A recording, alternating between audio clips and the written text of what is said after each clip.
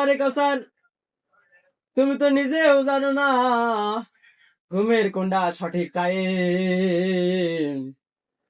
তুমি খালি কাজ হইলে আর ঘুমায় গেলা। আরে ভাই রে ভাই, আমি তো ইচ্ছাকৃত ভাবে ঘুমাই নাই। পরীক্ষা দিয়ে আসার সময় যখন দেখলাম 1:15 বাজে। শোন ভাই, এগারোটা মাল উঠাইছে, আমি বুঝে নিয়েছি। চুপ থাকো, মাল তো জিনিস তো ঠিক আছে। আগে শুনে নাকি গাড়িতে করে আসতেছি। মাল যাই যেতে 2 ঘন্টা সময় লাগবে কিন্তু। কাল খেয়ে দিয়ে দাও, 2 ঘন্টা পর দিব। সেটাই সেটাই করতেছি। তখন 4 বন্ধু মিলে প্ল্যান করলাম, বন্ধু আজকে তো পরীক্ষা দিয়ে যাও, অনেক সময় পাওয়া যাবে, তাহলে সবাই সবার বাড়িতে চলে যাও।